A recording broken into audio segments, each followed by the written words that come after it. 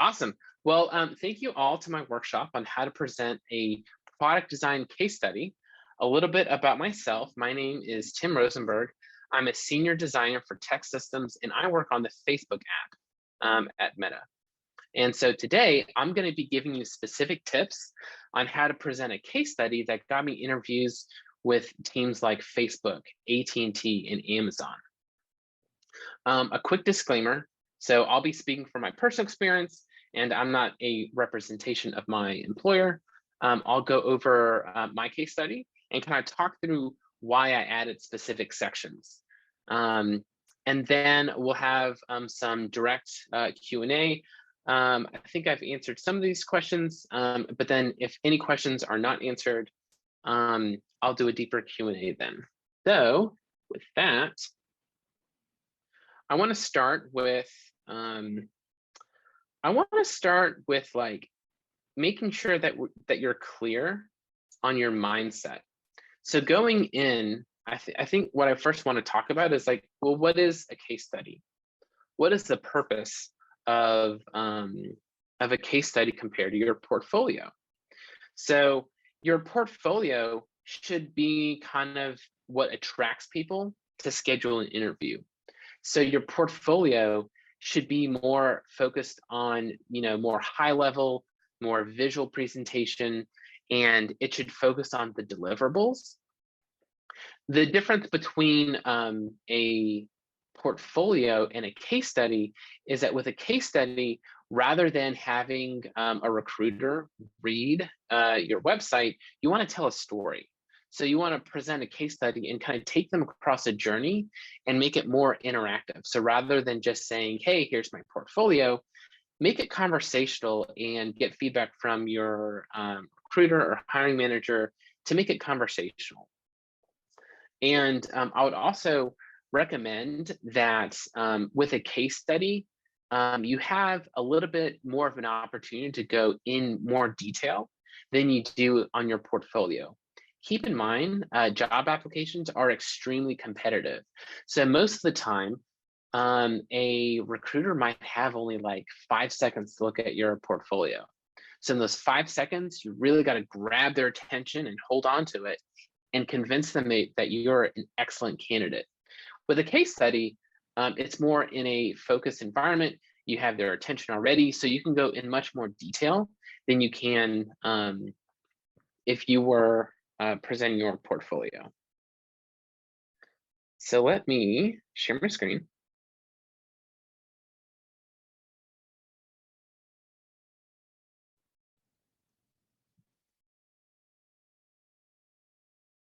Okay, awesome. So the first screen that I typically start with is going to present a little bit about myself. Now, one thing to note with a case study, this should not have a lot of text because you're presenting it. You're not handing it over for them to read. And typically, like a hiring manager doesn't want to read heavy, dense information. So each slide might have like 1 sentence, 2 sentences. Make sure that you only have like maybe 2 sentences per slide at the max. So at the beginning, I introduce myself, talk a little bit about what my mission is, talk about my years of experience. And one thing to note is that you should always have multiple case studies in the back of your hand. Sometimes you might go into an interview thinking that an employer is looking for one type of project. So for example, you might think like, okay, they really want to see consumer facing apps. So you have a whole case study that is focused on consumer facing apps. But then halfway in the interview, you're like, oh, wait a second. They actually want to see someone who can do healthcare and has experience with like HIPAA compliance. If you happen to have a healthcare related app, you want to have that in your back pocket so that you can switch over and help them check the boxes. So as a hiring manager is looking at your portfolio, they have a mental checklist of what they're looking for. And you might not know exactly what that checkbox is. So before I even get to the case study, actually start with featured projects.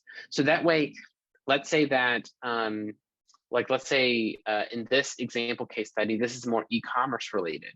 But the hiring manager, they might be planning like an IoT product next year.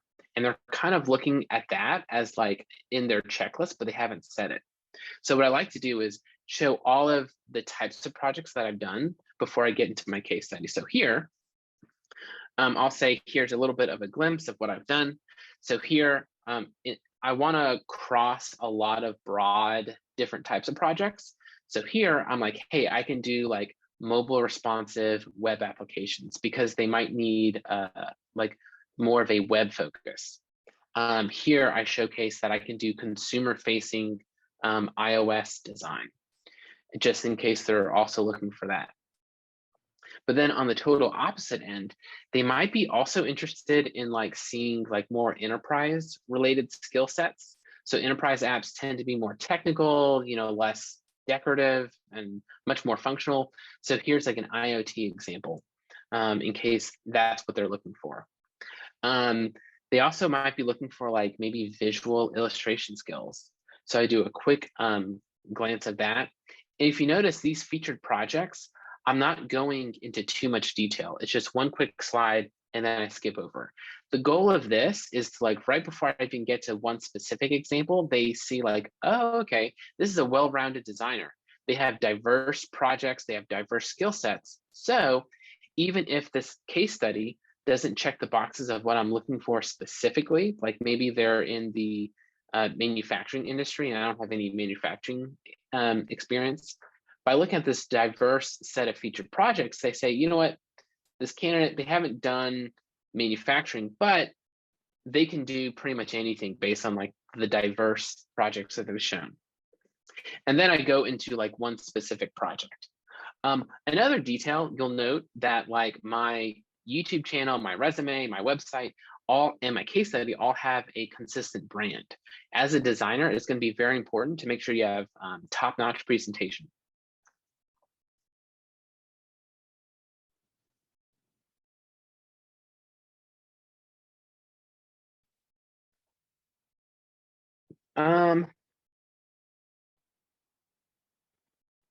So question from Celine. So Celine asks, in case they want to hear about one case study, is it good to ask them which one they want to hear about? I would say yes. You can give them a couple options, but I would highly recommend that before you even get to the interview, you've done the research that you should know that answer already. So before you even get to the interview, you should know like, okay, I've done the research on the company. I know exactly the one that's in most alignment with what they want, and then have some others as a backup plan. So great question, Selena. All right, awesome. So when I presented this for the team on the Facebook app, I customized some key taglines for Facebook specifically. So one of Facebook's values is measuring impact. So even on the tagline, I want to convey that like my skill set is in alignment with their corporate values. So I call this a high impact redesign. So in this example, I'll be walking through an e-commerce redesign that I did for a produce subscription box service. So the first step when I dive in is just a quick high level summary of what is the product, what does it do, how does the app work? You want to keep it very simple. So I have some quick icons that convey at a high level what it does. The hiring manager should instantly understand what you do in this app from this explainer. And you want to begin with a story. You want to tell a narrative of like, why does this matter? However, you don't want to go in too much detail. So I just dedicate maybe just a few seconds to talk about, okay, here's the story of a local farmer. This is an ethical consumer. And this is like big industrial agriculture. This founder identified an opportunity to connect local farmers with ethical consumers to make a difference, to give ethical consumers something different than big corporate agriculture. So not too much in depth, but it tells a story and makes it more personal that your portfolio might not have the time to go in depth in. So first you want to begin with like, what was the objective? What's the challenge? What is the goal? So in this example, it's to increase customer sign up, increase NPS rating. Who is the persona? Who are you marketing for? Now, what's really important is that you shouldn't use like, you should be using like real valuable user persona information. So things like psychographics. What are the psychology of how this consumer thinks? You want to think about like, what are their buying habits? And how do we cater the design experience for their psychological behaviors, not just their demographics? Because if you say, okay, this is for user personas between 18 and 65, that doesn't really tell me anything. But if you say, okay, this user persona takes an extended decision-making behavior when they sign up, but once they've like already signed up, they kind of set it and forget it, and they tend to buy less when they don't change their subscription. That's more valuable psychological information about your user persona, rather than just saying that they're between 18 and 65. So next, I talk in my role in ownership of what my responsibility is. You definitely want to convey that you can work with other types of people, different types of departments, and how your role fit with everything else. And you also want to be clear about like what you specifically delivered and how you collaborated with other people who had different deliverables.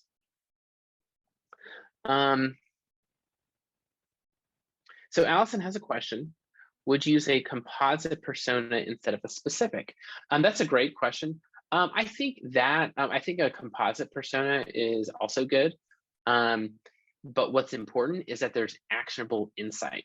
So if it's too broad, if you just say like, okay, well, we want to address the US market, we want to address people who have income. That's like very broad. You want to get into, if it is kind of a composite persona, you want to get into like, you want to get into more of like how that affects the buying behavior and how that, what are their psychology needs and how that affects the design. So great question, Allison.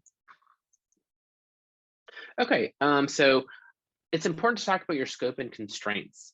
One of the most common problems with entry-level case studies is that a lot of them are hypothetical and they have no constraints. So they might come up with these really great projects, but there's no like consideration of what's the engineering effort? What are the business constraints?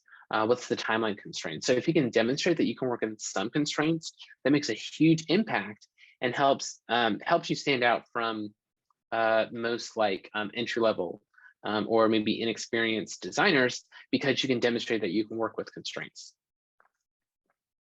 So first I go and user research, and what's really important is that you show like screenshots of your artifacts. So here are actually recorded sessions, and when I present my case study, I play a quick 5-second video, and I pull out quotes from my user research sessions. So one of my test subjects, she said, "I can't get back. I can't find out where to check out. Why is it not letting me check out?" And by showing that, a real artifact, it elevates your case study from being conceptual to tangible and real. Making sure that you have something that's tangible and real will definitely make you stand out. So here are the different like feedback from the user research. I show kind of a quick screenshot of what the old design was. Also, I use Figma for my presentations. That way I could have like micro prototypes within the presentation. So plus I'm using Figma all the time. Really great for presenting your case study. It's also nice because you can send the hiring manager a link to the case study and then update in Figma up to the last minute if you need to. It's a great pro tip.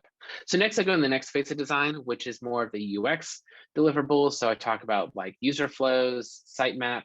I talk about like technical planning. So here I talk about some like user flow business challenges that I solved, putting the information architecture, get into the high level wireframe. You want to show that you can kind of deliver from end to end, so that you demonstrate that you have different levels of fidelity and skill set. And then I dive into like high fidelity. So here, I want to tell a story. So this is actually a real kind of quote that came from the client. So the client says, hey, the layout looks awesome. We're ready to launch this product. Here's the content. We want you to ship with this. Now, as a designer, I can't really make a great UI design if the food photography doesn't look good. So in my case study, I use this opportunity to tell a story. I say like, hey, I had to make a choice. Like, what do I do about these bad photos? So I become the hero in this story by saying, you know what? I took this photo in an afternoon in my living room on the floor. I, demonstrated initiative and went above and beyond the project scope to ensure success, even though photography wasn't really part of the UI design. So here I show examples of food photography and how I was resourceful. This was a very important value that I want to demonstrate that goes beyond my skill set and goes into my personality and work ethic. So then I go into the high fidelity design. So using Figma to do a quick scroll through, keeping it very high level. Now, when you are interviewing with a hiring manager, sometimes you might be interviewing with different teams. Now, what was interesting with my interview with Facebook is that the team that I was interviewing for, they were interested in my design system skills. So maybe less UX focused, but more of design system components and accessibility design. So here I talk about how I built out the typography system and how we did accessibility testing, which is very important for some of the more big tech companies. So here are all the components that I built, the component library, the asset specifications for all the food photography. And sometimes they might be interested to see if you can also do some visual skills. Now, it could vary depending on the role that you're applying for. So you want to make sure that you have a very wide range of skill sets that you can demonstrate, because the hiring manager has a mental checkbox. So they might be thinking okay, he can do low fidelity wireframes, he can do UI, but we really need some illustrations to really bring the craft and the quality of the artwork to top-notch next level. So by adding something in here, you can demonstrate that you can do some of that. Now, there are, depending on what company you're with, sometimes they have a dedicated illustrator who's a specialist. And so this might not really be a good fit for your role responsibilities, but it's good to include that you can do it. Also, what was really important to some of the hiring managers that I interviewed with was what they call craft. So what is the visual quality of the designs that you're delivering? So more than just basic UI templates using Apple iOS guidelines, how can you really deliver high quality, high craft designs? So I include some micro animations to demonstrate that I can be very high level and think about business, persona, sitemaps, that's very high level. But then I could also switch over, be very micro, very detailed, and do these micro animations as well.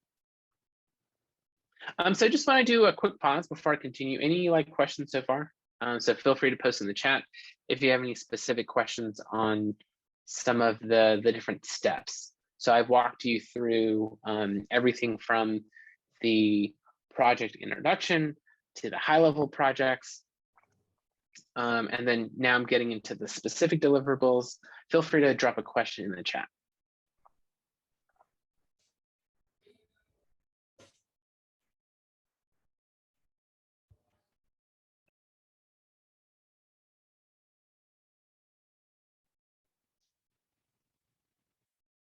So Celine has a great question.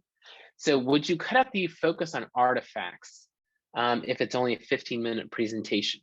That's a really great question. I would say if you only have 15 minutes, you should only focus on the most important artifacts that are most relevant for the role.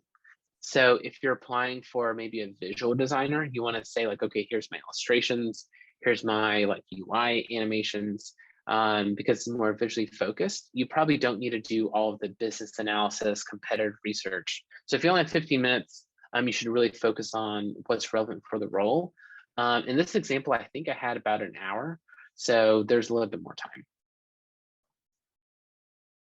time. So then I kind of close with some high fidelity designs of the finished product. And then I continue the story.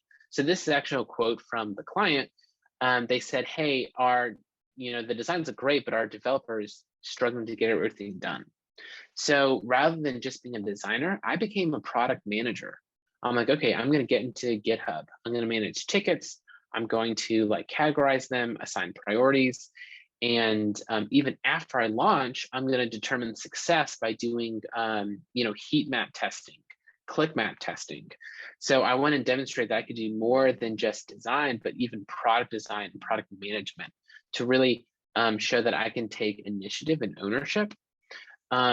One of the things for companies in big tech is they want to see ownership. They want to see like, okay, can you own a project even and do things that aren't necessarily your job? So when you're applying for the big tech companies, the FANG companies, you can't say things like, oh, that's not my job, so I didn't do it. You have to say, hey, no one else is doing this. I identify that it needs to be done, so I went above and beyond and figure out how to do it and take the initiative.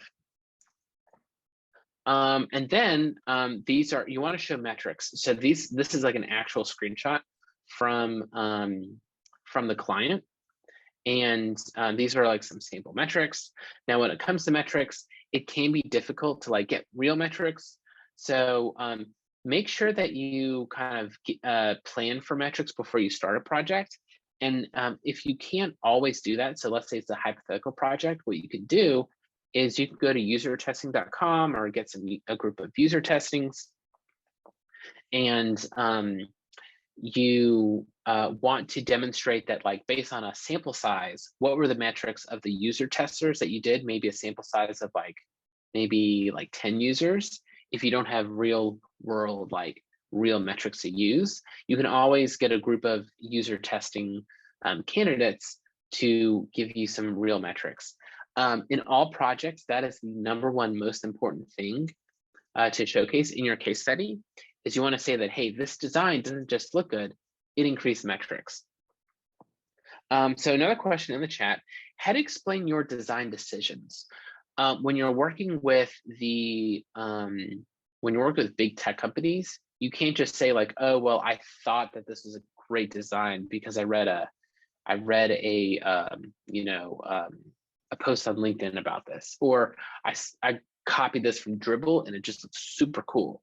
So that's not really going to cut it. So with the big tech companies, what they want to see is data. So when you have a design decision, you can say, hey, here are the 2 different directions that we were considering. This is design A, this is design B. You want to say that we went with design B because based on testing and research, more users converted and maybe made a higher amount of purchasing, or we increased the click rate based on this design. So always use data to back up your design decisions. Great question. So in the last section, I talk about what I've learned in the process. So I talk about how I learned to deliver above and beyond what's needed, not just what the project scope is. And the design can only be as good as the execution. So even though I had a great design, the developer needed project management help. The food photography wasn't gonna be good enough if we delivered as it is. So I talk about how important the execution is.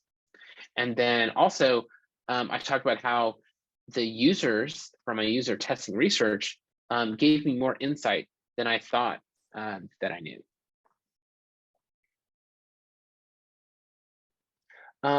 Another question from Mustafa is, how do we answer if we choose XYZ, method of research?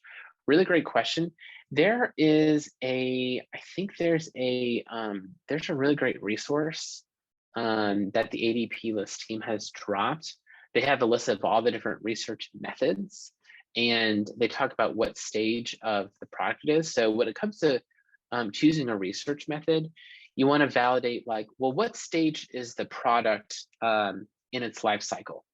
So if it's very early, you should probably do more maybe user interviews. So you might be doing like a survey, you might be like gathering maybe some various like market trends. However, if it's if it's already been developed, you're not going to use the same thing. So if it's in developed, you might be looking at research methods such as conversion rates or A/B testing. So depending on where the product is, that's where you should that's how you could like justify your research methods. So then at the very end, I close with a screenshot of kind of all the projects that I've done so far. And then I say, hey, do you have any questions? Let's do a deep dive. Do you want me to go back to any steps? And by seeing a showcase of all the projects, they can kind of get a glance of everything that I've done so far. Another question is, if we're focused on UX research role, how important should the ratio of being visual design versus research deliverables? Really great question. What I will say is UX research roles are a little bit much more rare to come by compared to design roles, mostly because like a UX researcher can only work at a very big company that can afford a specialist. So if you're doing research, the visual presentations, like the visual designs are less important. So you don't really need to emphasize that, but you definitely do need to show your success metrics. So if you're doing UX research,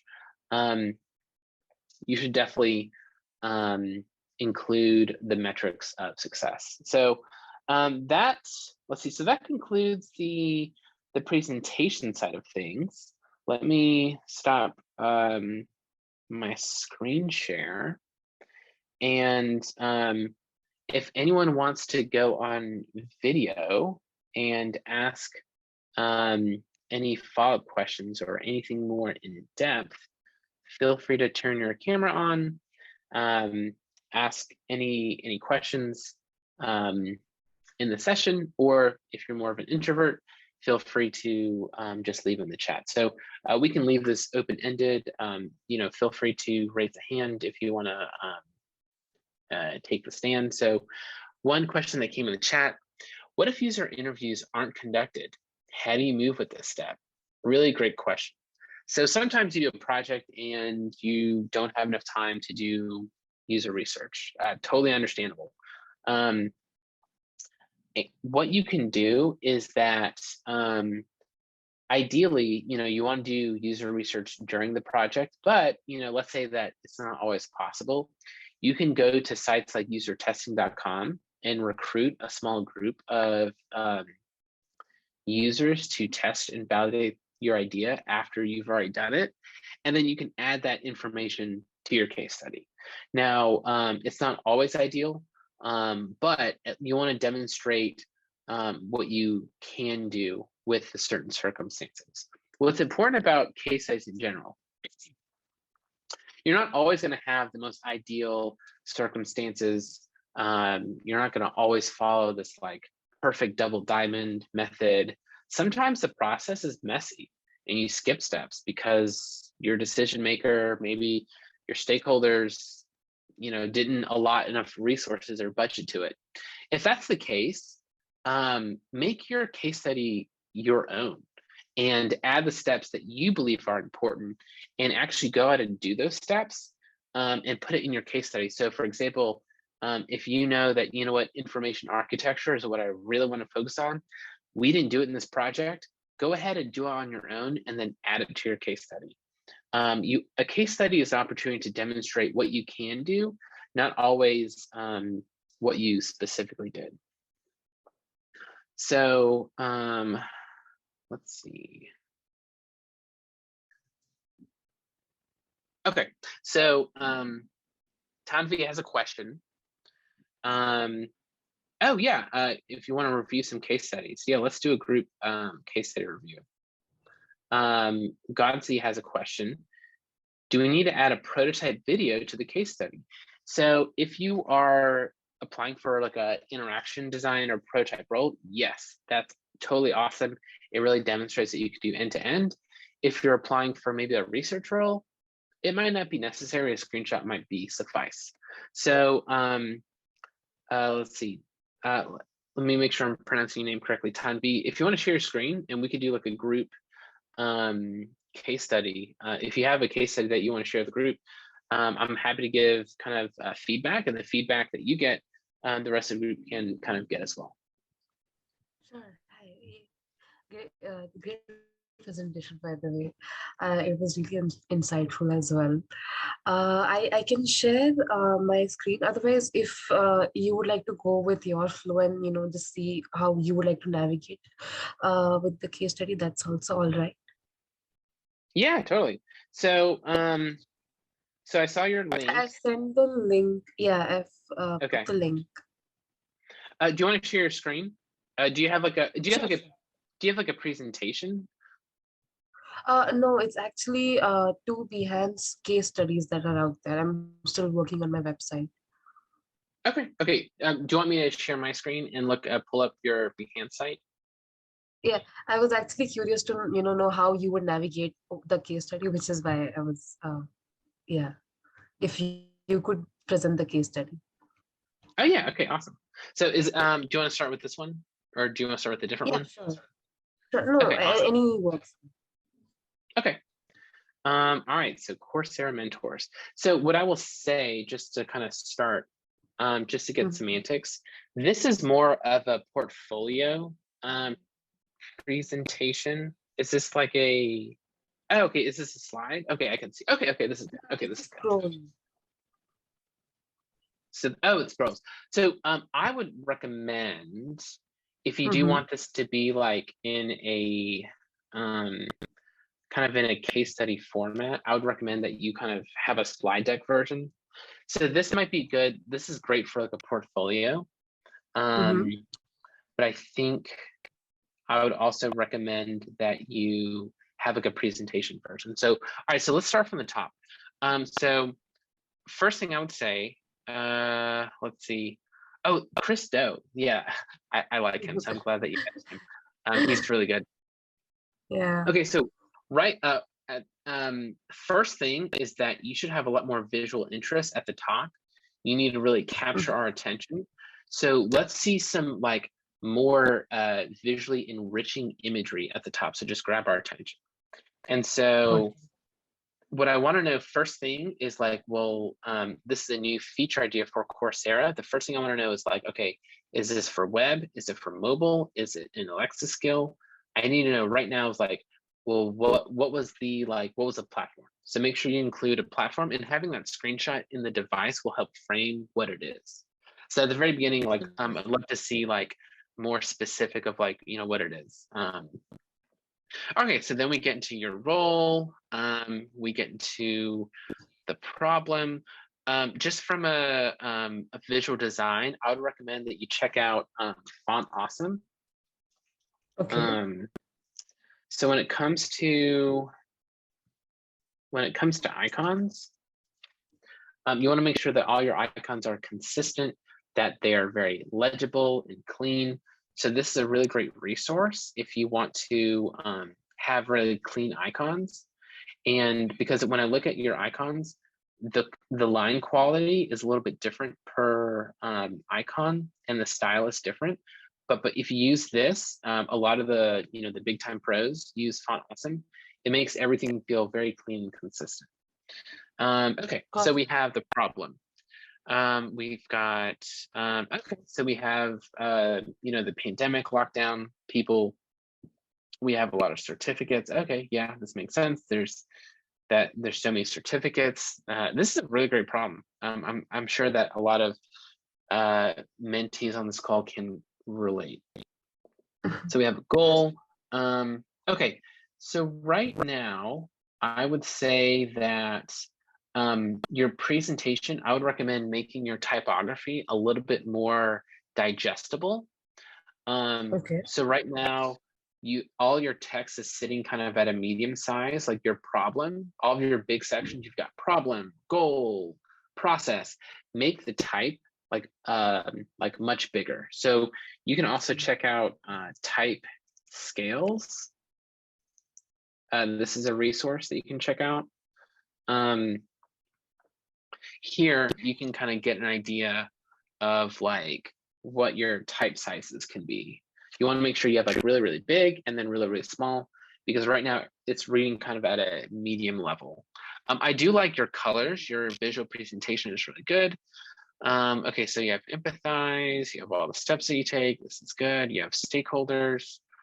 I would recommend that you define who partners are. I don't know what the 266 partners are, They but yeah, have this makes sense. 266 partners. Yeah, got you. I'll do that. And also, it'd be helpful to define how these are categorized. Like, why are they in 3 different colors? It'd be helpful to get a better idea of what they are. So we've got a survey. This is good. Key insights. This is also really good. You have like good layout. So I like your grid over here. Good grid layout. So see, these are some of the pain points.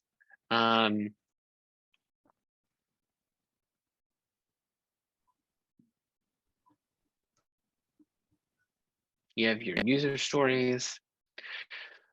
You have your user persona.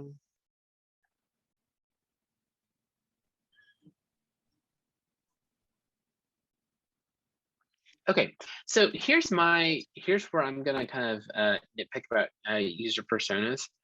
I need to know like, so knowing that that this mentee listens to indie music and likes to watch movies, I need to know how that's actionable.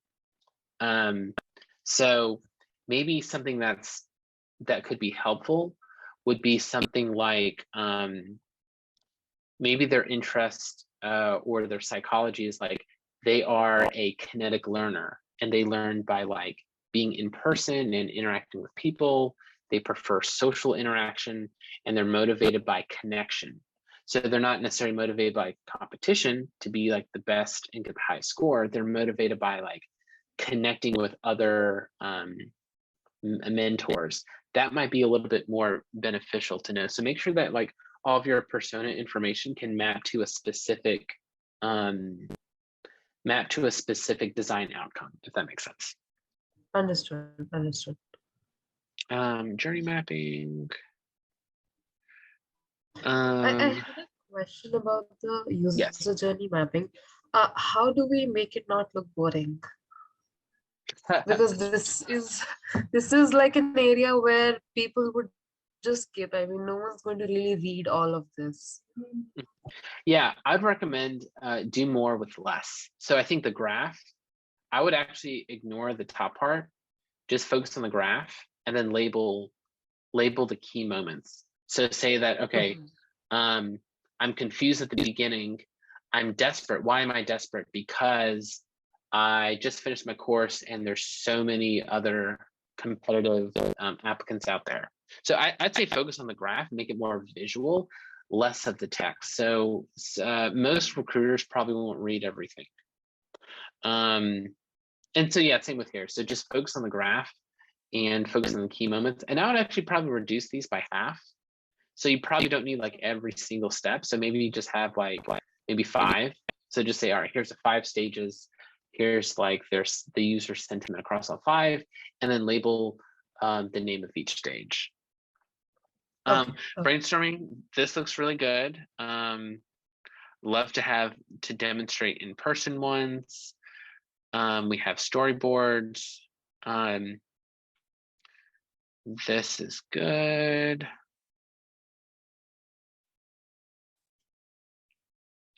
Then we have user flows.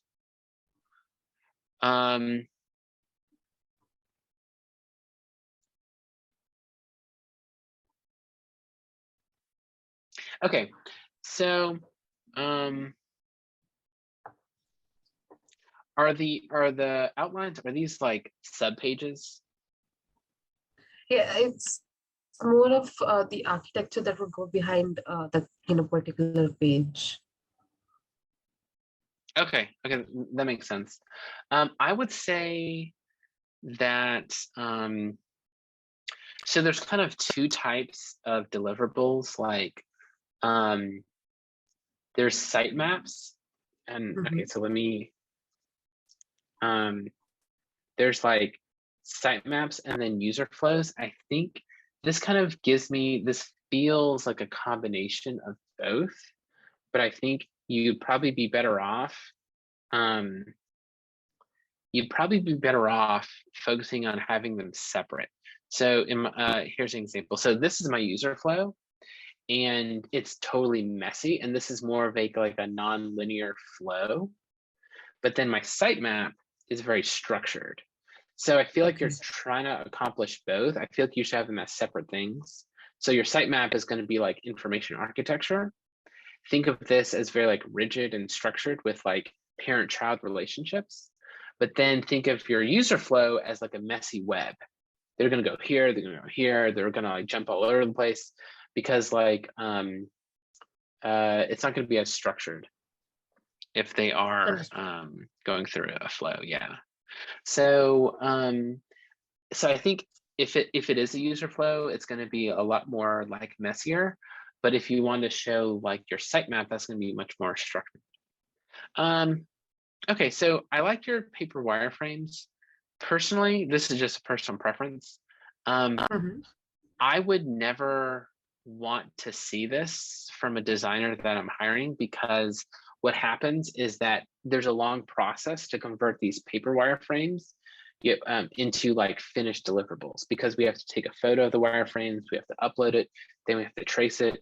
I would recommend for low fidelity wireframes to do like grayscale, low fidelity in Figma, because from a practical point of view, you can update those Figma components and then go from like very low fidelity to high fidelity very quickly. And so an employer wants to see that you can like get to the finish line very quickly and efficiently. So I'd recommend doing like more Figma low fidelity wireframes. So yeah, I'd say show this. The sketches, I mean, this is just a personal preference. Some hiring managers really love sketches. I think sketches are great if you're doing like multi-touch points or multiple devices, or maybe an in-person experience, but I think just the low fidelities are fine.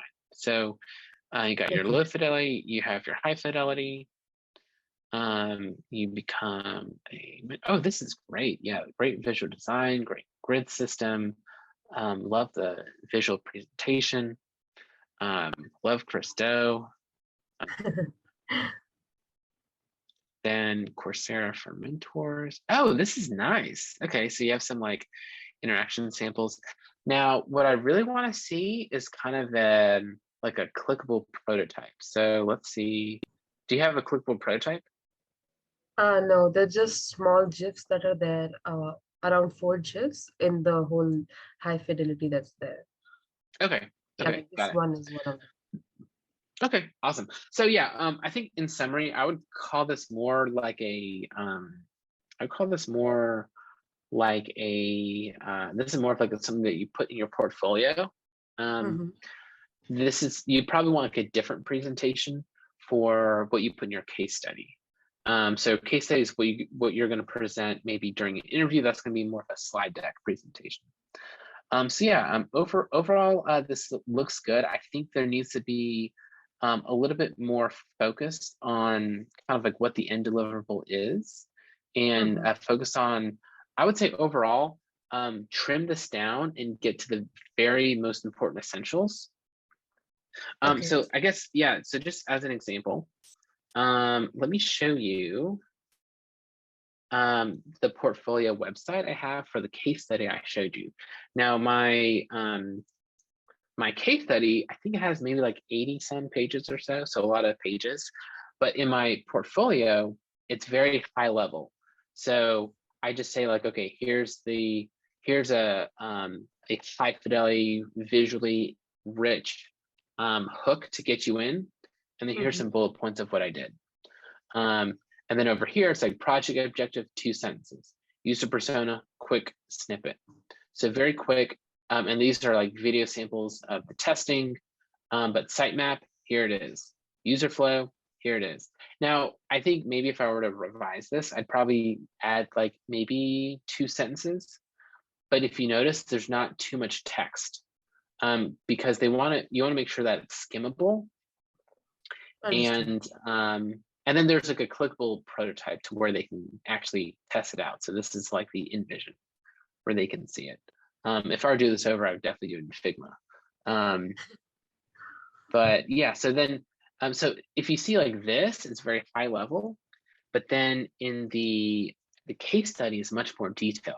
So this tells a story. It kind of takes the hiring manager on a journey of like, these were my challenges, these were my difficulties, here's how it went wrong, what should I do? Here's the steps I took. And then this has much more dense detail, while what's on my website is just visual enhancement to like get you kind of in. Understood. And then once I meet with them, they can get more information. So yeah, really great case study. Let me read some other questions. Yeah, absolutely. So yeah, if you don't have many case studies, the next question's from Rahi. If you don't have many case studies, I would recommend that you invest the time in building out your case studies. You should have at least 3. So you should have at least 3 to 4 portfolio pages finished. And then you should have at least 3 case studies that you're ready to present on. Ideally, you want a case study for each project that's going to be more in depth. So in today's session, you can kind of see the difference between like a very conceptual portfolio that's very high level, and then a case study that's really much more detailed. So the problem is, if you don't have enough, if you start applying, you might end up wasting your time, because if they don't see, and if they don't see anything, if your portfolio is pretty empty, then they might pass you over. So the best usage of your time is to really invest in those. So Allison asks, if you use surveys,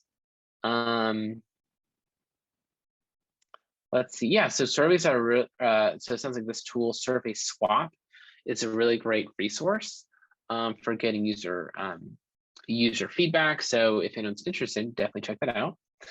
Sasha asked, for low fidelity wireframes, do people prefer grayscale frames in Figma over Sketches? I personally definitely prefer Figma over Sketches. I think I talked about this before. Sketches are so impractical. It costs the company so much time to like convert them into something usable, that it's better to have like just a grayscale Figma component. And then we have another question: how to tell stories in a case study. So in my example, I kind of start with like, the story is the project and you are the hero. I guess the villain to overcome are all the project constraints, all the deadlines, all the project requirements. And in your story, you want to convey, hey, here's how I overcame these limitations, these legal issues, these compliance constraints, these engineering limitations. So make sure that you're kind of telling the story from your perspective as doing the project. So let's see. So Sana has a case study that she would like to share. So Sana, do you want to let me pull up? Let me pull up yours. So do you want to tell us about Style Shirt? So Shirt Stylist, sorry.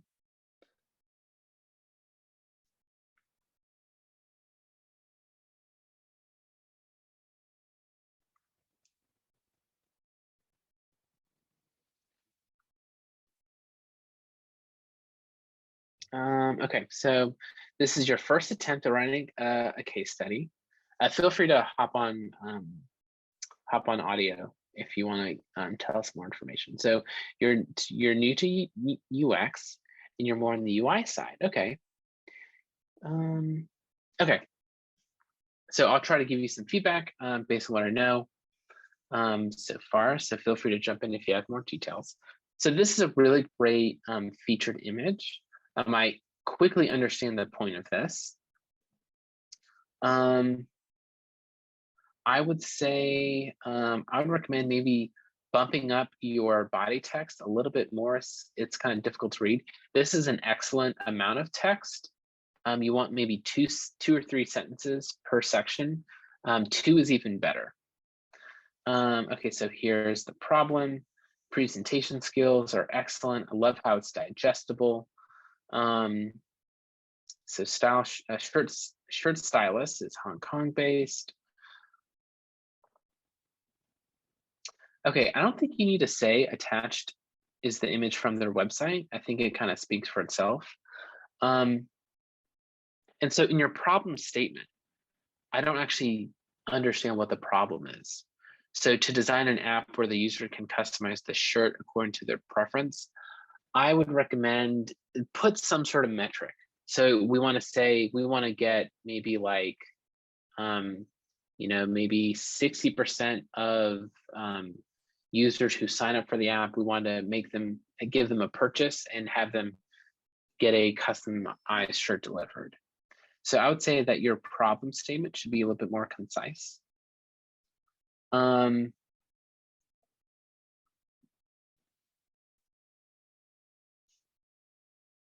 Okay, this first sentence you probably don't need. I think the solution for the problem, I feel like that is probably too early. You don't want to go problem solution. The solution should probably be a little bit more towards the end. So you have your process, that makes sense. Customer journey, this makes sense.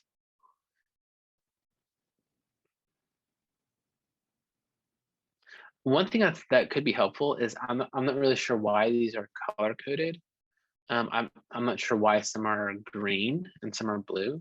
It'd be helpful to know like what that means. Style guide looks really good. I would recommend adding a little bit more UI components. That's a very important skill set to show, especially if you're working for some of the big tech companies. I would recommend a little bit more visual like separation between the different sections. All of this is not very visually digestible, so I'd recommend kind of improving that, making a little bit more digestible. We have the wireframes. So this, I personally, when it comes to wireframes, this doesn't really tell me anything. Like, I'm not really getting a lot of information from this.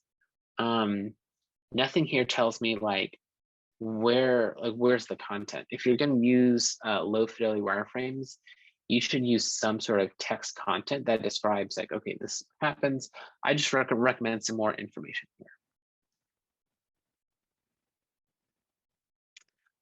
Visual design, the visuals, presentation, this looks good. So when it comes to the results, what I want to see here are like metrics. I want to say like, okay, this design, when I tested this, it increased like this amount of conversion rates. I'm not really seeing any metrics here. And it would also be helpful to get some photos of how people like use it in person, or how they measure themselves, or how like what the in-person experience is like, because there's a lot of steps in the customer journey that I'm not quite getting. So we have presentation here. I like your animations. One thing to double check is you want to make sure that your colors are WCAG compliant. So what that means is like this text is pretty small and this button is pretty light. So someone who has maybe limited vision might not be able to see it. There's a resource that you can use called WCAG Text Checker.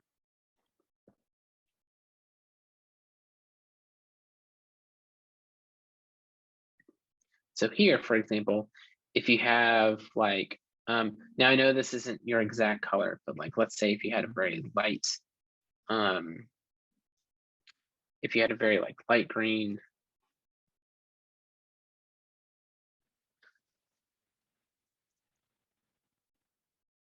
okay, so if it's a very light green, it wouldn't pass WCAG compliance. So you might have to find the right color for green to pass AA compliance. It'd have to be like at least this dark. So feel free to use this resource. I use it all the time. Really helpful for making sure that your designs are accessibility compliant. Okay, so I think this is a great low fidelity wireframe. This is not high fidelity enough to give me the information. So like there's a video here, but like what does the video say? I would expect more details if it's high fidelity, but this is excellent for low fidelity. And I saw a green button and now the button's blue. It seems a little visually inconsistent. So I think it'd be helpful to like have that match as well.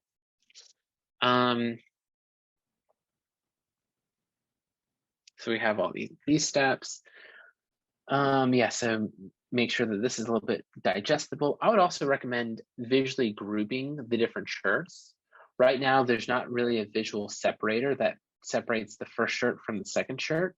So I'd recommend putting the entire widget into like a card, and your hit targets look pretty small. It'd be very difficult to someone who had accessibility issues to click on these buttons. So I'd make sure to make those buttons a little bit more clear and make them a little bit more larger. And then also same with here, make sure that you're using visual hierarchy. And so using the type scale would really help you kind of separate like level 1 information from level 2 information and so forth.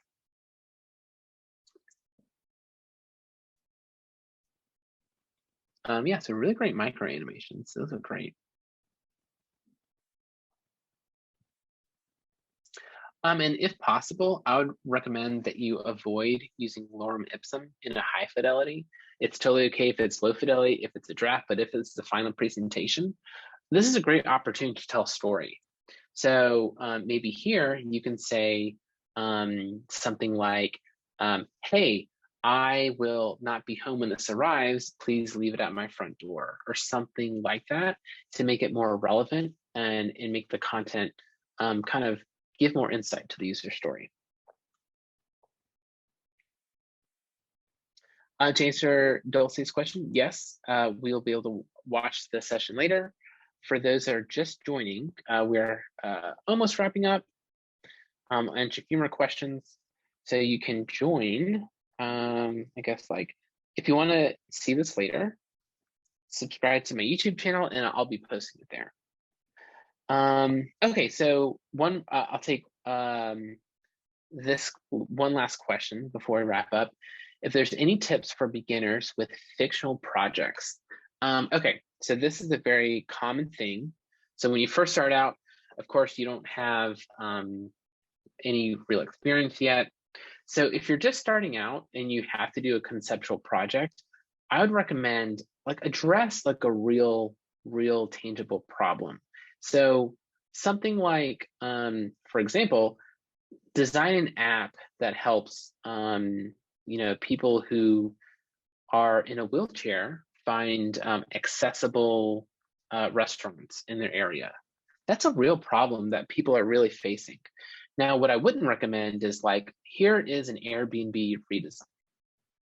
Now, the reason why I would not recommend stuff like that is because when you do these like Airbnb redesigns, if we just look at the internet,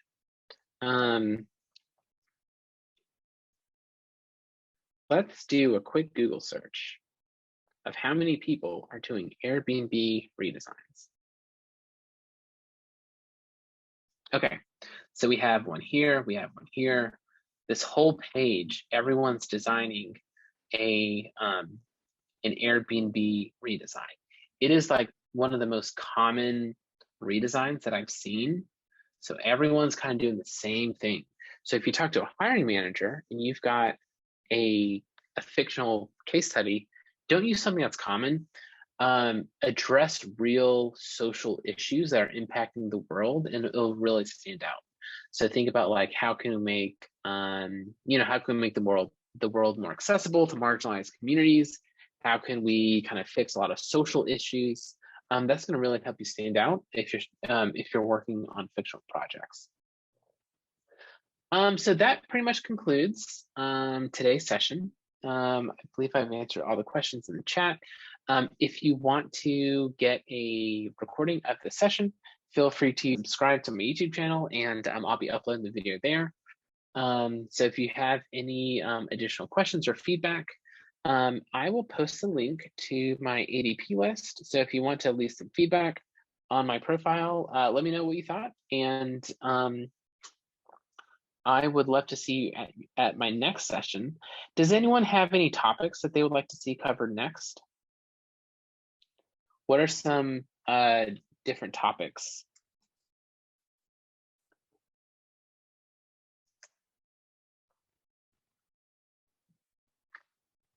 Okay, so preparing for your next interview. Great idea. Determining what role to look for. App critiques.